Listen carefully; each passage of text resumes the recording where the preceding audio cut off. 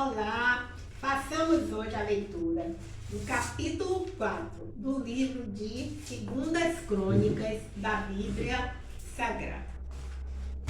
O altar e o mar de bronze. 2 Crônicas 4:1. Também fez um altar de metal de 20 côvados de comprimento e de 20 côvados de largura e 10 côvados de altura. 2 Crônicas 4:2.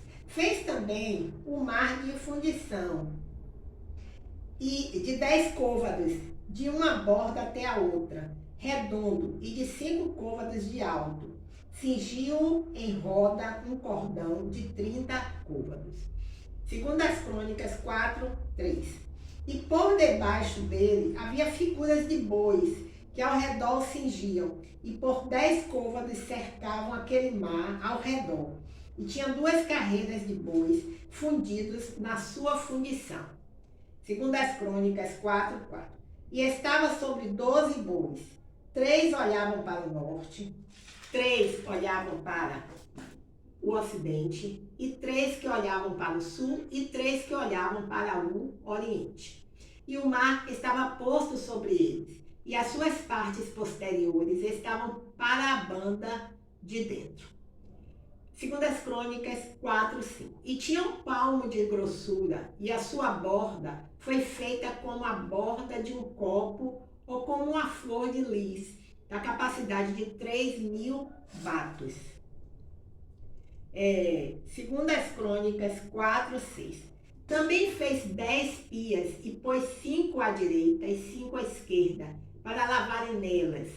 O que pertencia ao holocausto o lavavam nelas, porém o mar era para que os sacerdotes se lavassem nele. 2 Crônicas 4:7.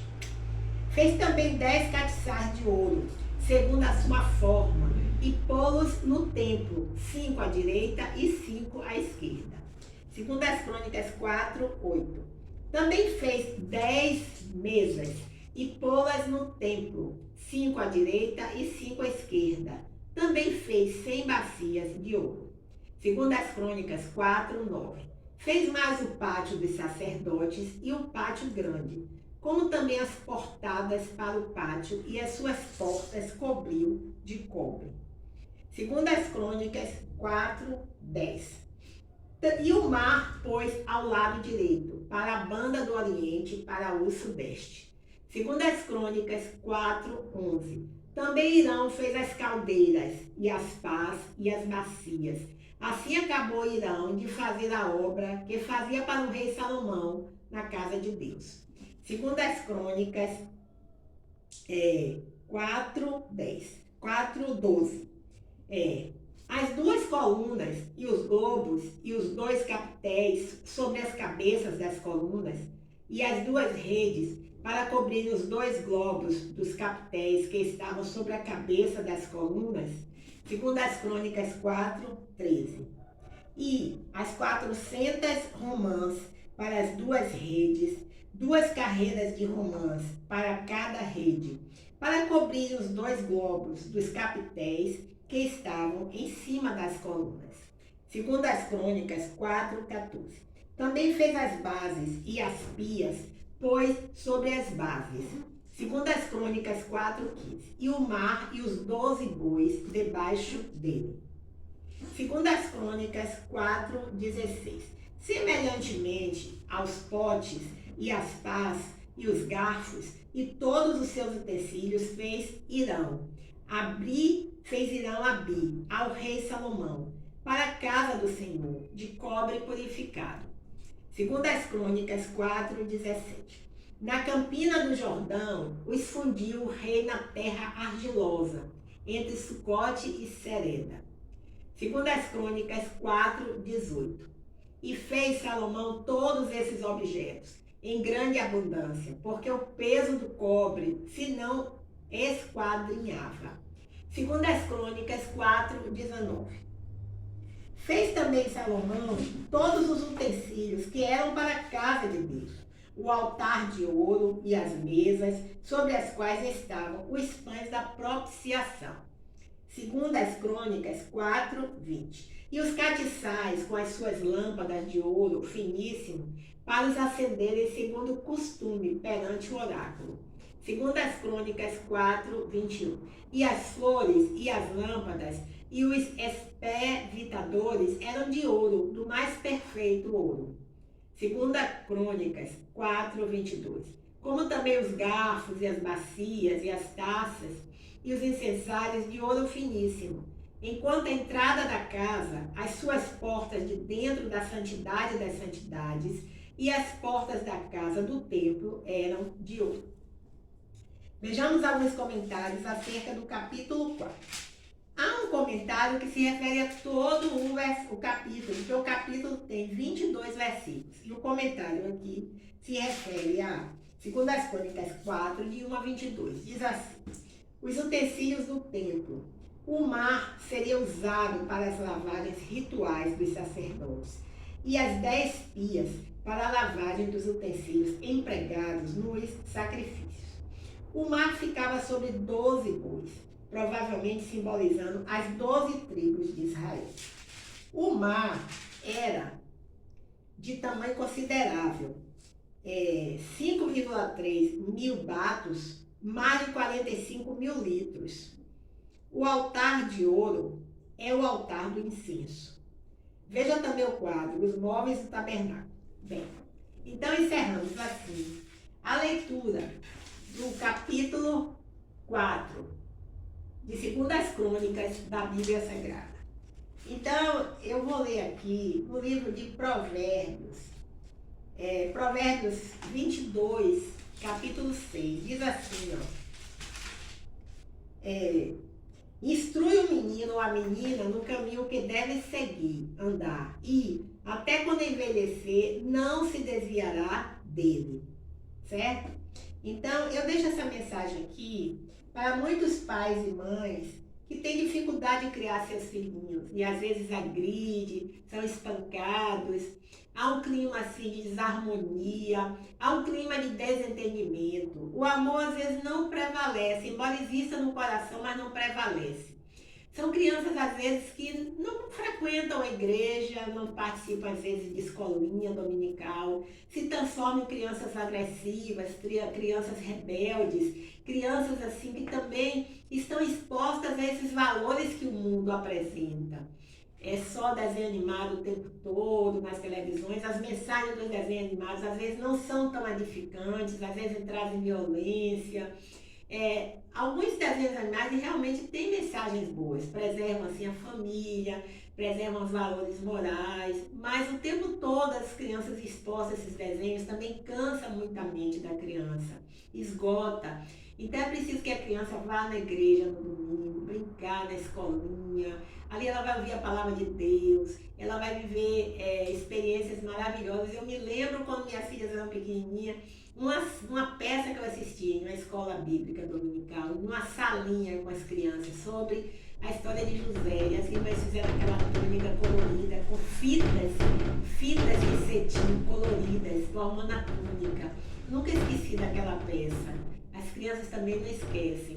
Eu também dizia sempre à evangelista Neide, que ela é responsável pelo Ministério Infantil da Igreja Paz e Vida, ela trazia assim, ela morava distante da igreja, ela trazia 2 ou 3 ou 4 sacolas carregadas para fazer o lanche das crianças na escolinha. Ela não comprava refrigerante nem suco pronto, não, o suco era todo de frutas, goiaba, manga, cada dia era de um sabor diferente. E eu dizia assim a ela, Neide, eu não tive o privilégio de vivenciar uma escolinha bíblica na minha vida. Porque uma escolinha na igreja. Porque quando eu me converti, eu já tinha 40 anos de idade. Quando eu conheci Jesus, eu devia ter mais ou menos uns 40 anos de idade. Então eu não tive o privilégio de viver a minha infância em uma escolinha bíblica. Eu não tive o privilégio de participar de grupos de adolescentes, de acampamentos, viagem com adolescentes. Eu não tive a oportunidade de viver grupos de jovens, como eu vejo agora na igreja em Paz e Vida, por exemplo. Todo sábado tem grupo de jovens participando de louvor, de peças teatrais, se apresentam nas ruas. Eu não tive a oportunidade de participar de um grupo de dança, como tem cada grupo de dança maravilhoso, de jovens na igreja. Eu não tive a oportunidade, porque quando eu conheci, eu não tive a oportunidade de participar de encontros de casais na igreja, eu não tive a oportunidade de participar de tantas atividades, quando a gente tem a oportunidade de ter uma família, um pai e uma mãe que leva a gente para crescer no caminho do Senhor. Mas assim, todas as mães que não estão indo por esse caminho, todos os pais que não estão indo por esse caminho, dá tempo de retornar, dá tempo de fazer a curva, dá tempo de se converter e levar suas crianças para crescerem na escola bíblica, em uma igrejinha. Então, aqui nesse capítulo de Provérbios tem um comentário. Eu acho que eu já li ele alguma vez, mas eu vou ler aqui de novo. Diz assim, não, acho que eu não leio não, diz assim. A interpretação desse versículo, 22:6, como uma promessa para os bons pais de que a educação dos filhos nos caminhos de Deus resultará em bons filhos. É motivo de grande sofrimento e frustração para muitos pais que confiaram em Deus e, no entanto, viram seus filhos se desviarem dos caminhos do Senhor. De um modo geral, pais sábios criam filhos sábios, mas há exceções. Deus deu a cada indivíduo a liberdade de escolher seu próprio caminho. Instruir também descreve o adestramento de um cavalo selvagem, colocando uma corda em sua boca. No Templo de Salomão, esse termo era usado para descrever a forma como uma parteira, depois de realizar o parto, colocava os dedos numa pasta de tâmaras e depois os esfregava nas gengivas do recém-nascido para estimular o reflexo de sucção, para que o bebê começasse a mamar ao ser colocado junto ao peito da mãe. Há quem sugira que no caminho é uma alusão ao caminho de Deus, ou caminho de sabedoria. Outros acreditam que a expressão insta os pais a descobrirem a inclinação natural da criança. Algumas vezes, porém, filhos de pais piedosos decidem escolher o caminho da insensatez e sua escolha provoca sofrimento e tristeza profunda em seus pais. Assim, esse versículo não é necessariamente uma promessa. É mais provável que constitua uma advertência para os pais tratarem da obstinação de seus filhos, dirigindo-os no caminho do Senhor. É verdade. Então, eu dedico esse versículo a minhas netas, minhas filhas, meus genros, para que possam sempre instruir suas filhas ou seus futuros filhos, ou futuras filhas, instruir o menino ou a menina no caminho em que deve andar. E, até quando envelhecer, não se desviará dele. Muito obrigada por me escutar. Meu nome é Lúcia Marques. Nosso canal é Leitura da Bíblia. Encerramos hoje o capítulo 4 de 2 Crônicas. Até o próximo encontro, se o Senhor Deus assim o permitir.